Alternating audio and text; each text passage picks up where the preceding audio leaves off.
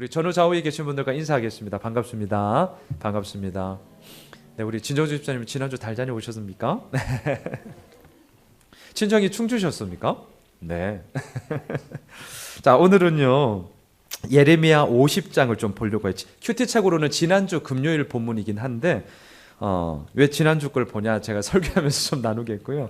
예레미야 50장 1절로 5절까지 말씀을 우리 한 절씩 교독하겠습니다. 예레미야 50장 1절로 5절의 말씀입니다. 예레미야 50장 1절로 5절요. 우리 큐티 책으로는 지난주 금요일 5월 18일자 본문입니다. 우리 한 절씩 교독하겠습니다. 여호와께서 선지자 예레미야에게 바벨론과 갈대아 사람의 땅에 대하여 하신 말씀이라.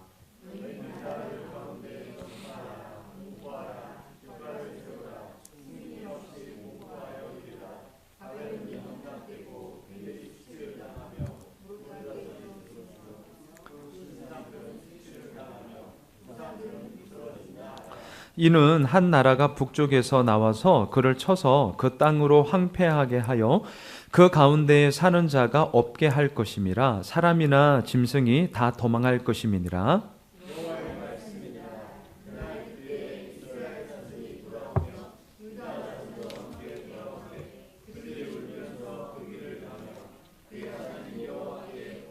네, 함께 읽을까요? 그들이 그 얼굴을 시온으로 향하여 그 길을 물으며 말하기를 너희는 오라 잊을 수 없는 영원한 언약으로 여호와와 연합하라 하리라. 아멘. 예레미야 50장 그리고 51장은 바벨론에 대한 하나님의 심판의 메시지입니다. 자, 성경의 분량을 보면 그동안 하나님께서 심판하신 많은 민족들이 있습니다. 애굽, 모압, 암몬, 블레셋, 에돔, 다메섹, 게달, 하솔, 엘람, 그리고 블레셋. 그래서 예레미야 51장, 예레미야는 52장까지인데요. 51장까지를 보면 무려 10나라에 대해서 하나님의 심판의 메시지가 계속 선포되어지고 있습니다. 우리가 계속 지금도 우리가 51장 바벨론에 대한 심판의 메시지를 보게 되죠. 자, 그런데 단순하게 제가 좀 접근을 먼저 좀 한다면 다른 이 9개의 나라에 비한다면 이 바벨론에 대한 심판의 메시지는요, 분량이 50장, 51장 무려 2장에 걸쳐서 무지막지하게 많습니다. 자, 왜 이렇게 많을까? 그것은 그만큼 당시 바벨론이 차지하고 있던 소위 영향력이 어마어마했기 때문입니다. 바벨론이 차지하고 있던 자리, 위치, 위세, 영향력 이런 것이 얼마나 기세등등했는가 라는 것을 먼저 보여주는 것이고요. 또한 그러했던 바벨론 역시 역사의 뒤안길로 사라져 버렸는데 그 바벨론이 왜 그렇게 사라졌느냐라는 것에 대한 그런 이유들과 원인들을 이 바벨론의 이 심판을 통하여서 하나님께서 우리들에게 말씀하시는 그런 메시지가 있는 것이죠. 자, 바벨론이 왜 하나님의 심판을 받게 되었는가? 자, 저는 지난주 그리고 이번 주도 계속 지금 살펴보고 있는데 50장, 51장을 묵상하는 가운데 제 마음에 뭐가 들어왔냐면 처음에 시작이 어떻게 되었지? 요 생각이 들었거든요. 처음에 시작이 어떻게 되었지? 이게 자꾸 저의 마음에 들어왔습니다. 그래서 오늘 바벨론을 향한 심판의 메시지를 우리가 날마다 지금 보고 있는데 처음 부분을 함께 좀 제가 살펴보고자 하는 이유가 바로 이것입니다. 저희들이 지난주 제자반에서요 나누었던 주제가 주님의 음성 듣기였습니다. 하나님의 음성 듣기. 하나님은 분명 말씀하시는데 왜 우리가 듣지 못하는가? 물론 우리들의 불순종이죠. 우리들의 불신앙 맞습니다. 여전히 나의 자아가 하나님께로 온전히 초점 맞추지 못하는 그러한 우리들의 자아의 못난 부분들을 함께 나누었습니다. 자, 그러면서 그 중에 우리 제자반 우리 가족들도 이 자리에 있지만 그렇다면 나는 어떻게 주님의 음성을 듣습니까? 라는 이런 적용 질문이 있거든요. 그때 우리 이정훈 집사님 이 자리에 계시지만 우리 이 집사님이 이렇게 좀 말씀하셨어요. 각각 우리 제자반 가족들이 본인의 경험을 좀 얘기하셨는데 우리 이 집사님 말씀하셨던 게 참 제 마음에 많이 이렇게 좀 기억이 됐는데요. 우리 이 집사님이 사업을 이렇게 계속 하셨었거든요. 근데 집사님 허락을 받고 제가 얘기를 해야 되는데 그렇죠. 그렇죠. 제가 그 대학 교재 나는데 네. 다 성명 되셨대요. 알겠어요. 오케이.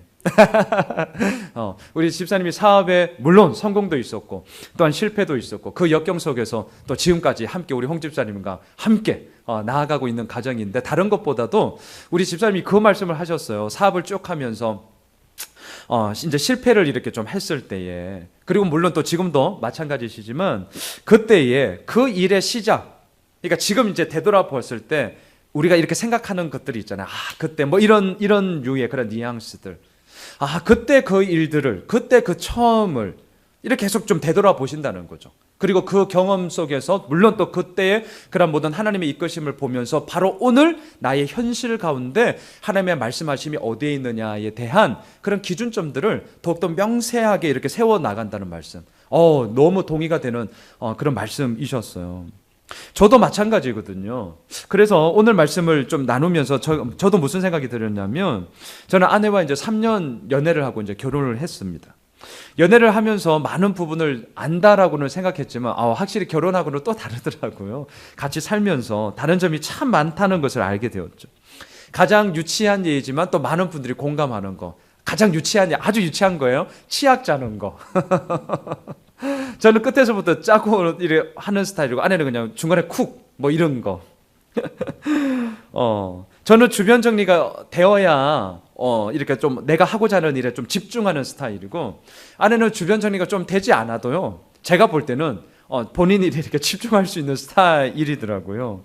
그러니 살아온 배경도 다르고 스타일도 다르고 생각하는 것도 다르고 해석하는 것도 다르고 참 많이 싸웠습니다. 이제 결혼한 지 17년이 되었는데 물론 여전히 싸웁니다. 또 저희들은 친구여가지고 아주 이제 막 먹고 싸우는데요. 이전보다는 훨씬 더 싸움의 빈도는 물론 이제 거의 없죠. 근데 왜 그럴까? 서로 이제 다름에 대한 인정을 하면서 나아가는 그런 부분들이 더 저희들 마음속에 이제 왔기 때문에 그렇죠. 결혼을 하고 너무 많이 싸워가지고 결혼한 지 1년 후에 우리가 가훈을 정하자, 가훈을. 그러면서 많은 말들이 있겠지만 그때 저희들이 정했던 가훈이 뭐냐면 초심을 간직하자요. 초심을 간직하자. 그러니까 처음에 그 마음이 언제 이렇게 사라져 버렸지? 라는 생각을 하게 되더라고요. 물론 제가 예전에 이런 얘기를 하니까 어떤 분은 그 얘기 하시더라고요. 근데 목사님, 초심 되게 중요한데요, 또 살다 보면 그의 버금가는 중요한 게 있대요. 그게 뭔지 아세요? 중심. 그리고 또 가면서 뭐가 있는 줄 아세요? 뒷심. 그 말도 저는 뭐 일리 있더라고요. 이게 결국은 이제 마음의 문제인데, 초심에 대한 잃어버림에 대한 우리들의 간직함, 그리고 그 삶의 여정 속에서 우리가 붙잡게 되는 중심, 그리고 어떤 일들에 있어서 마냥 좋습니까? 어떤 일에 대한 뒷심. 너무 일리가 있는 말씀이었습니다. 자, 여하튼 간에 오늘 우리가 바벨론의 이러한 심판의 메시지를 지난주, 이번 주 계속 지금 보면서 바로 그러한 생각 때문에 오늘 50장 1절로 5절의 말씀을 함께 보고자 합니다. 자, 먼저 1, 2절을 우리 다시 한번 좀 보시죠. 처음 부분을 우리가 좀 잘 체크하면 바벨론에 대한 하나님의 그 마음을 우리가 더더욱 좀 선명하게 알 수 있기 때문입니다. 1, 2절을 우리가 다시 한번 읽도록 하겠습니다. 시작. 여호와께서 선지자 예레미야에게 바벨론과 갈대아 사람의 땅에 대하여 하신 말씀이라. 너희는 나라들 가운데 전파하라, 공포하라, 깃발을 세우라, 숨김이 없이 공포하여 이르라. 바벨론이 함락되고 벨이 수치를 당하며 무로닥이 부스러지며 그 신상들은 수치를 당하며 우상들은 부스러진다 하라. 자, 바벨론을 향해 하나님께서 가장 먼저 말씀하신 것이 뭐냐? 우상의 문제예요. 우상의 문제. 자, 2절에 보시면 벨이 수치를 당하고, 여기서 말하는 벨은 바벨론 사람들이 자기들의 수호신으로 여겼던, 믿었던 마르둑이라는, 물론 우상입니다, 마르둑의 히브리식 이름입니다. 벨. 그리고 또한 뒤에 보시면 무로닥이 부스러지며, 자, 무로닥은 또 어떤 신이냐? 물론 우상이죠. 바벨론 사람들이 섬기던 신들 가운데 폭풍의 신이었다고 합니다. 폭풍의 신. 자, 그러한 벨, 무로닥이 수치를 당하고 부스러지고요. 또 2절 뒷부분에 보면 신상들은 수치를 당하며 우상들은 부스러진다 라고 바벨론을 향한 심판의 메시지를 처음 딱 포문을 여시면서 제일 먼저 언급하시는 거, 우상의 문제를 하나님께서 언급하시고 지적하시더라는 거죠. 다시 말할까요? 하나님과의 관계에서 완전히 어긋남. 이것이 바벨론이 하나님의 심판을 받게 된 근본 원인이었음을 명확하게 우리들에게 보여주고 있습니다. 당시 바벨론을 패권을 장악한 강대국이었습니다. 힘을 자랑했습니다. 권세를 누렸습니다. 많은 사람들을 지배했습니다. 또한 많은 나라들을 정복했습니다. 하고 싶은 것 얼마든지 할 수 있었고, 또한 감히 자신들을 막을 수 있는 나라 아무 데도 없었습니다. 그런데 그러한 바벨론을 향해 하나님의 심판이 쏟아지고 있습니다. 그러면서 하나님께서 뭐라고 하시는가? 2절을 한번 보세요. 2절 이렇게 시작을 하시죠. 너희는 나라들 가운데 전파하라, 공포하라, 깃발을 세우라, 숨김이 없이 공포하여 이르라. 자, 같은 말을 무려 4번이나 반복하고 있습니다. 여러 나라들에게 바벨론에 대한 하나님의 심판이 이루어질 것이라는 사실을 알리라는 거잖아요. 알려라. 자, 그런데 말씀을 묵상하면서 제가 좀 생각했던 건 왜 어차피 알리라는 똑같은 말인데 왜 4번이나 이렇게 반복하냐는 거죠. 전파하라, 공포하라, 깃발을 세우라, 숨김이 없이 공포하여 알려라. 왜 이렇게까지 말씀하실까? 자, 그것은요, 하나님이 이런 분이야. 소위 자기 자신을 자랑하고 자기 자신을 드러내기 위해서 이렇게 알려야 돼 이렇게 하는 게 아니라, 하나님께서 그렇게 행하셨음에도 불구하고 사람들이 오히려 보지 않고 사람들이 듣지 않는 그들의 불신앙의 깊이가 이만큼 깊다는 거죠. 다시요. 왜 똑같은 말을 4번이나 하나님께서는 반복해야만 했던가? 자신을 알려라는 것을 자랑하고 나 이렇게 힘센 거야 라고 위세를 알리기 위함이 아니라 그들의 영적인 무능함과 실패와 듣지 못함과 보지 못함이 얼마나 깊으냐. 그러하기에 너희들은 이 소리를 반드시 알려야 된다라는 것을 보여주고자 함이었다는 거죠. 바벨론은 세상적인 기준으로 너무나 잘 나가고 있었습니다. 여러 나라들을 지배했습니다. 제국으로 우뚝 선 나라였습니다. 어느 누구도 대항할 나라가 없었습니다. 근데 그런 나라가 망한다라고 이제 심판의 메시지가 전해지고 있으니 사람들이 얘기하는 거죠. 에이, 설마. 아니, 바벨론과 같이 초강대국이 뭘 망해. 예레미야 쟤 좀 정신 나간 거 아니야? 이런 식으로 보아도 보지 않고 넘겨버렸죠. 왜? 지금 이렇게 잘 나가고 있는데 설마 그렇게 무너지겠어? 나름대로의 판단이 그들 가운데 있었기 때문입니다. 하나님은 이것을 너무나 잘 알고 계셨던 것이죠. 그래서 4번이나 말씀하시는 거죠. 전파하라, 공포하라, 깃발을 세워라, 숨김이 없이 다 공포하여 알려라. 자기 자신의 생각과 자기 자신의 판단에 갇히지 말고 오늘 바로 지금 이 자리에서 말씀하시는 하나님의 말씀하심에 귀를 기울이라. 이게 하나님의 뜻이었고, 그러면서 지적하시는 게 바벨론의 우상 문제였다는 것이죠. 자, 우상. 제가 지난주 수요 예배 때도 이 부분을 좀 말씀을 드렸습니다. 여러분, 우상은요, 하나님보다 더 중요하게 여기는 것, 나의 마음과 생각에 하나님보다 더 많은 부분을 차지할 수 있는 것, 그리고 하나님만이 줄 수 있는 것을 다른 그 무엇이 우리들에게 줄 거야 라고 생각하는 그 모든 것이 바로 우상이라고 할 수 있죠. 근데 이 부분을 예수 믿고 있는 우리들에게는 좀 더 세밀하게 비추어 보면 저는 이렇게 좀 표현하고 싶습니다. 예수를 믿고 있는 우리들에게 우상은 내가 좋아하는 것, 내가 사랑하는 것, 내가 잘하는 것, 내가 원하는 것. 대부분 이러한 통로로 아주 미묘하게 우리들에게 들어올 때가 참 많습니다. 가족과 아이들이 있을 수 있고요. 나의 경력과 소위 커리어와 돈벌이가 있을 수 있고, 성취감과 안정, 체면 유지와 사회적 지위, 능력과 기술, 안전하고 편안한 환경, 미적인 아름다움, 뛰어난 재능, 중대한 정치적 명분이나 사회적 대의, 도덕성과 미덕, 심지어는 성공적인 종교 활동도 얼마든지 우상이 될 수 있다는 것을 우리는 보고 있습니다. 그래서 한편으로 우상을 이렇게도 정의하고 싶습니다. 우상이란 뭐냐? 이런 거죠. 와, 내가 저것만 가질 수 있다면 내 인생에 더 큰 의미가 주어질 텐데 라고 얘기할 때 저것이에요. 이런 것도 있을 수 있죠. 내가 저 자리에만, 저 위치에만 올라간다면 내 인생이 지금보다는 훨씬 더 큰 의미가 있을 텐데 라고 말하고 있는 바로 그 자리, 그 위치. 또 이런 것도 있겠죠. 내가 저렇게만 되면 내 삶이 더더욱 안전하고 내가 더 행복해질 텐데 라고 여기게 하는 바로 그 무언가. 네, 저는 이게 우리들에 있어서, 예수를 믿고 있는 우리들에게 있어서 우상의 모습으로서 우리들에게 날마다 공격하는 그 꺼리라고 생각을 합니다. 그리고 우리는 그것을 자칫하면 숭배하게 되는 것이죠. 사랑하는 성도 여러분, 잘 나가던 바벨론이 왜 망했는가? 여러 가지 원인들을 우리는 계속해서 살펴보고 있습니다. 그럼에도 불구하고 가장 첫 번째로 하나님께서 심판의 메시지를 전하시면서 얘기했던 이 부분, 하나님과의 관계에서의 완전히 어긋남, 그리고 그 자리에 우상의 문제가 떡하니 자리 잡고 있었음을 우리는 다시 한번 체크해 봐야 하는 것이죠. 과연 내 삶 가운데, 앞서도 말씀드렸지만 내가 저것만 있다면 내 삶이 더 행복해질 텐데, 내가 저 위치에만 간다면 내 삶의 의미가 더욱더 명백해질 텐데 라는 것들이 분명히 있습니다.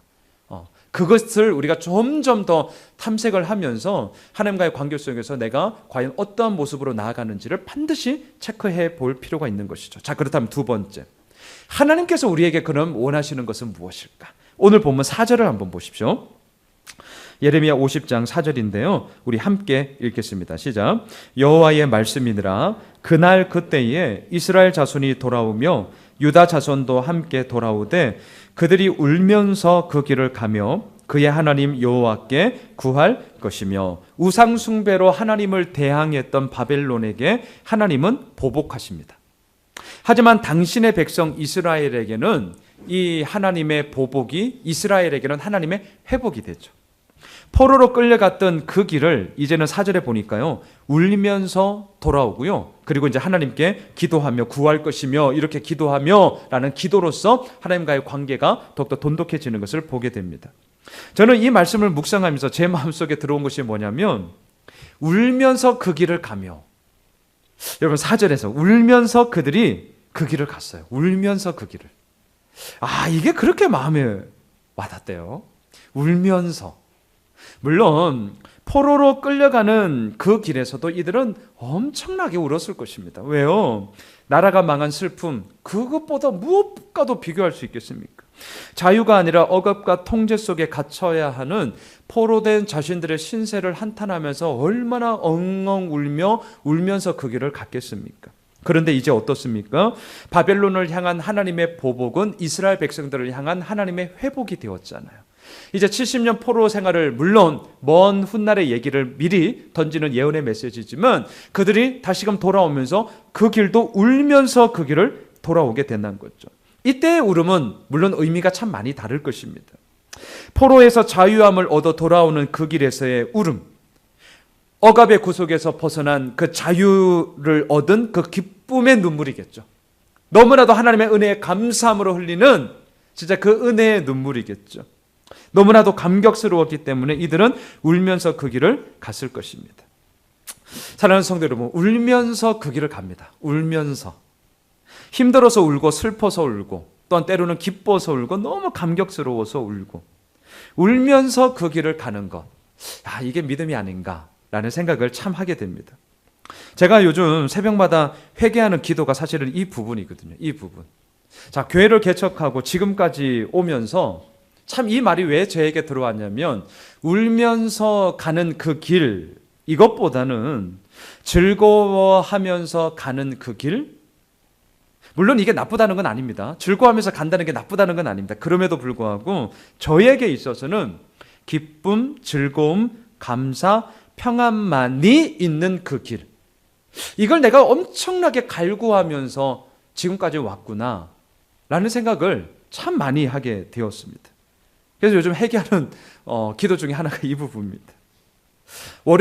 지난 월요일이었습니다. 공간 사용 때문에 저희 이 건물주 이제 사장님이랑 만났습니다. 그 자리에 우리 재정팀 이춘상 집사님도 좀 함께 하셨는데요. 지금 우리가 얹혀서 쓰고 있는 이제 사무실을 이제 5월 달까지 좀 비워달라. 왜냐하면 함께 쓰는 동료분이 계시는데 좀 본격적으로 이제 사업을 확장하고 좀 나아가시려고 이제 하나 봐요. 그래서 이제 저희들이 또 필요한 것을 알기 때문에 제안을 하셨어요. 그러니까 5월 말까지 교회가 정 필요하다면 본인들이 기꺼이 비워줄 수 있을 테니까 단 이제 정식으로 그럼 좀 계약을 해야겠다. 물론 맞는 말씀이죠. 그래서 제 마음에는 이제 그 이야기를 듣고 처음에는 우리 교회에 이제 공간이 필요하니까, 또 주일 같은 경우는 지금 뭐 모든 공간이 뭐 다 쓰고 있는 것 이미 다 아시니까요. 그래서 사무실에 대한 부분도 있고, 저도 수요일 오전에 다시 한번 설교 마무리해야 될 부분도 있고, 또 재정팀도 쓰고, 오인을 색소폰 팀이 또 연습도 하고, 그렇죠. 그래서 제 마음에는 우선 좀 장로님과 얘기하면서 쓰면 좋겠습니다. 그리고 뭐 이 부분들을 우리가 좀 감당하면서 가져라는 생각으로 이제 가지고 있었어요. 그러다가 이제 주일 오후에 이제 몇몇 분들과 좀 얘기를 하던 가운데, 사무실 공간을 굳이 얻을 필요가 있겠습니까? 라는 이제 이 말과 함께 우리 중고등부실에 뭐 사무실 한 칸에 이렇게 벽을 좀 간이벽을 만들어서 또 쓸 수 있고 여러 가지 많은 방안들이 있을 텐데, 너무 이렇게 좀 급하게 우리가 좀 나가는 것 아닌가요? 라는 말씀을 하셨어요. 다들 맞는 말씀이셨습니다. 그래서 월요일 오후에 우리 이춘상 집사님과 함께 이제 이 건물주 사장님을 만났죠. 그래서 사무실은 우선 빼기로 했습니다. 그게 맞겠다라는 생각도 들었고, 그리고 이제 우리 중고등부실은 여하튼 연말까지 우리 사장님이 후원을 해주신 거예요. 그래서 연말까지는 우리가 쓰고, 이제 물론 또 연말에 우리가 뭐 여력이 될 수 있도록 좀 기도해 주십시오. 뭐 안 되면 뭐 빼야 되는 거고, 네, 이제 그런 거거든요. 자, 그런데 제가 이제 하고픈 얘기는 이거예요. 1년에 이러한 좀 여러 가정들을 좀 비치면서 제가 다시 한번 좀 저의 부족함을 깨우치게 된 게 있어요. 이제 요걸 좀 얘기하고 싶어서요. 그게 뭐냐면, 참 부끄럽고 참 죄송해요. 제가 아직 이 정도밖에 수준이 안 되는데, 그래서 저를 위해서 기도 많이 해주세요. 제 마음에 뭐가 있었냐면, 좀 된다 싶었어요. 좀 나쁘그럽네요. 제 마음에, 이게 솔직해야 돼. 내 마음에, 교회 된다. 이게 들어온 거예요. 제가 설교 때 그렇게 하나님의 은혜가 이끄십니다라고 얘기했지만, 인간이 이렇더라고요. 계속 1년에 여러 가지 좀 가정들을 보면서 과연 뭐냐, 내 마음속에 뭐냐, 막 그럴싸하게 저 포장할 수 있거든요. 근데 아니에요. 계속 보면서 또 우리 교육자님들도 서로 대화를 통하여서, 또 우리 많은 또 집사님도 장로님 대화를 통하여서 알게 된 게 있었어요. 내가 내 마음속에 좀 되나 보지? 된다라는 생각이 딱 들어온 거야. 그러다 보니까 공간 사용하는 부분에 있어서도 너무 제가 좀 쉽게 생각했어요. 그리고 이게 너무 빨랐어요. 우리가 개척을 하면서 이 예배당, 이 비전홀, 그리고 우리 브리지 카페 2개로 했죠. 이것도 되게 제 마음에서 쫄렸거든요. 그러다가 한 2달 후에 제 키즈를 얻었죠. 겁대가리 없는 거예요. 그러다가 제 드림몰 이제 후원회 하고 사무실을 얹혀 쓰고 이 정도? 이게 너무나 제 마음속에 너무 쉽게 들어왔구나. 그리고 더 공간뿐만이 아니라 제 마음속에 사람을 대하고, 또 성도님들 마찬가지 다른 분을 대할 때에 이렇게 좀 예의 있고 이렇게는 했지만 내 마음속에 좀 쉽게 이렇게 갔구나 라는 것을 너무나 이렇게 1년의 과정을 통해서 크게 좀 깨닫게 되었고 보게 됩니다. 진짜 그걸 좀 많이 생각하게 되었습니다. 울면서 가는 그 길인데, 그래서 이 구절이 저한테 그렇게 박힌 것 같아요. 양수는 울면서 가는 그 길을 원하지 않는 거예요. 그냥 해피하고 즐겁고 이왕이면 쉽고 이왕이면 빠르고, 어쩌면 내 마음속에 이렇게 이 문제에 대한 부분들이 이렇게 교묘하게 숨어 있었나라는 생각을 하게 되었습니다. 여러분, 물론 이렇게도 질문할 수 있겠죠. 아니 목사님, 굳이 울면서 가는 그 길을 가야 되는 건 맞습니까? 이렇게도 질문할 수 있겠죠. 근데 여기에 대해서 이렇게 답을 할 수 있겠죠. 마냥 울면서 운다고 그 길이 바른 길이냐? 그건 아닙니다. 그러니까 울면서도 가야 하는 그 길이 왜 그 길을 가야 되느냐는 거죠. 그 길이 도대체 무슨 길이길래? 자, 5절을 보시죠. 5절. 도대체 울면서도 가야 되는데 그 길이 도대체 무슨 길입니까? 자, 5절 같이 읽겠습니다. 시작. 그들이 그 얼굴을 시온으로 향하여 그 길을 물으며 말하기를, 너희는 오라, 잊을 수 없는 영원한 언약으로 여호와와 연합하라 하리라. 여러분, 우리가 울면서도 가야 하는 그 길은 잊을 수 없는 영원한 언약으로 하나님과 연합하는 길이더라고요. 그래서 울면서도 가야 되더라고요. 이걸 잊어버린 거예요. 이걸 제가. 여러분, 영원한 도구는 없습니다. 진짜 영원한 도구는 없습니다. 어제 저희 아버님이 퇴원을 하셨습니다. 그래서 서산 메셔다 드렸습니다. 내려가면서 아버지랑 이런저런 얘기하면서 이제 목회 목사들끼리 얘기하겠습니까? 그래서 그런 말씀을 하셨습니다. 목회를 접고 이제 마무리를 하고 이렇게 노후를 보내면서 주변에 묻 많은 또 이제 연배의 많은 목사님들. 근데 이제 그런 말씀을 하셨어요, 아버지가. 내노라 하는 기라성 같은 뭐 그렇게 한참 이제 소위 때가 있죠. 물론 때가 있죠. 그렇게 하다가 이제 그 내려놓고 그 끝을 보면서 물론 우리 모두가 다 잘하는 건 아니지만 그럼에도 불구하고 소위 좀 욕심을 가지고 또 뭔가를 자신이 좀 아둥바둥 하려고 했던 그 모든 모습들 속에서는 이제 목사들끼리 얘기하는 거니까 조금은 이렇게 좀 실망스러운 부분들, 안타까운 부분들, 무너진 부분들을 종종 이제 볼 수 있다는 거죠. 그러면서 이 얘기를 했어요. 아들아, 진짜 영원한 도구는 없더라. 목회자로서 이제 얘기하는 거예요. 영원한 도구는 없다. 여러분 오늘 이 말씀에도 말을 합니다. 영원한 도구는 없어요. 뭐만 있습니까? 영원한 언약만 있을 뿐이죠. 영원한 언약만. 그래서 어제 우리가 큐티했던 51장 13절을 보면 하나님이 바벨론을 향해 이렇게 말씀하세요. 이게 어제 우리가 큐티했던 말씀인데 제가 읽겠습니다. 많은 물가에 살면서 재물이 많은 자여 재물의 한계 곧 내 끝이 왔도다. 많은 물가, 비옥하죠. 풍성하죠. 많은 결실을 맺습니다. 재물이 많은 자여 다른 나라들을 지배하면서 얻은 그 모든 어마어마한 이런 경제력이 얼마나 많이 있겠습니까? 그러다 보니까 바벨론이 어때요? 거침이 없는 거죠. 왜? 많은 물가에 살고 있고 나에게 이렇게 많은 재물이 있는데 과연 누가 나를 대항할 수 있으랴. 하지만 영원한 도구는 없습니다. 영원한 언약만 있을 뿐이죠. 그래서 오늘 본문 5절에서 잊을 수 없는 영원한 언약으로 하나님과 연합하라 라고 얘기합니다. 자, 그렇다면 우리가 조금만 더 깊게 보겠습니다. 여기서 말하는 영원한 언약이란 도대체 뭐냐라는 거죠. 물론 성경 전체를 통하여서 이 언약에 대한 부분은 뭐 엄청납니다. 그래서 신학의 한 부분에 있어서도 언약 신약이 있을 만큼요. 이 부분에 대해서 많은 얘기를 할 수 있겠지만 우리가 뭐 신학을 얘기하자는 게 아니라 우리가 예레미야 말씀을 묵상하기 때문에 좀 포커스를 확 좁혀서요. 예레미야 안에서 하나님께서 이 영원한 언약을 뭐라고 말씀하셨는가?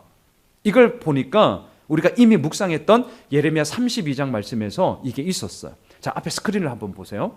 32장 37절로 41절의 말씀인데요. 우리 길긴 하지만 여기에서 영원한 언약의 이야기를 이렇게 하시더라고요. 함께 쭉 읽겠습니다. 시작.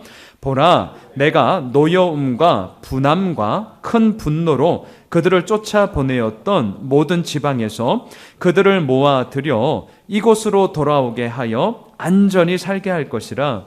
그들은 내 백성이 되겠고 나는 그들의 하나님이 될 것이며 내가 그들에게 한 마음과 한 길을 주어 자기들과 자기 후손의 복을 위하여 항상 나를 경외하게 하고 내가 그들에게 복을 주기 위하여 그들을 떠나지 아니하리라 하는 영원한 언약을 그들에게 세우고 나를 경외함을 그들의 마음에 두어 나를 떠나지 않게 하고 내가 기쁨으로 그들에게 복을 주되 분명히 나의 마음과 정성을 다하여 그들을 이 땅에 심으리라 라고 이미 말씀하셨더라고요.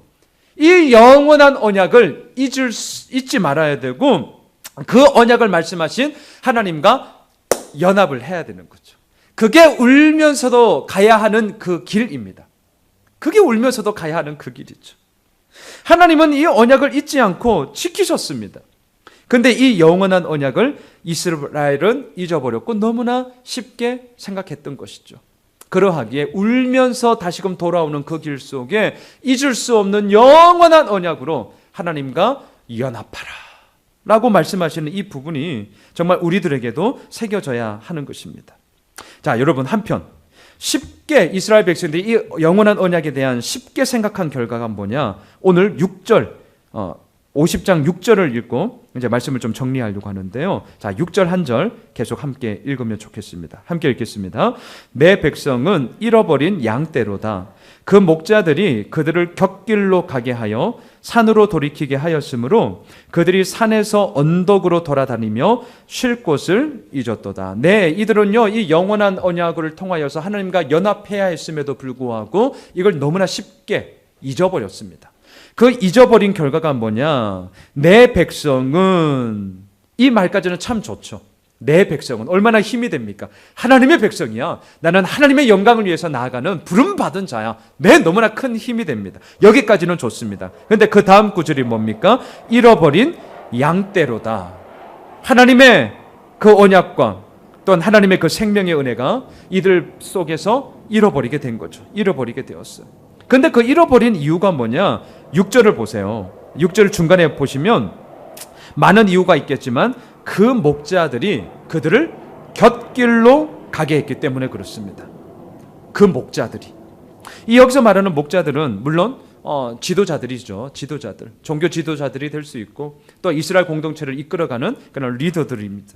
그 리더들이 이 이스라엘 백성들을 어떻게 인도했느냐? 곁길로 가게 했다는 거예요. 곁길로. 자, 이 곁길.